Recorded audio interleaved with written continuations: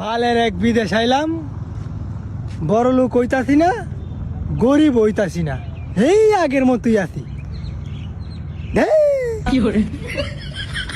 আগে বার আসিন বাইতে আকিস বিড়ি খাইতাম আর সেই রেন্টের পিছিয়ে পিছিয়ে ঘুরতাম। এখন বিদেশে আকিস বিড়িও খাইতারি না, সেই রেন্টের পাশেও ঘুরতারি না, আর পুরা লস।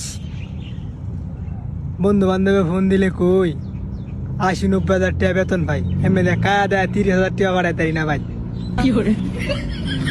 হালার করে হালারা ফোন দিলে তো বুঝস না, ফুটকির সিফাতে যখন লস করবো ভাইয়া ভাইয়া মাসি বলে যখন ফুটকির মাইদে টাকা দেওয়ার সুযোগ পাইতি না, তখনই বুঝবি মাসে কেমন লাগে। আমার কি বাল, ফোন দিলে কয়ে মা অনেক শান্তি।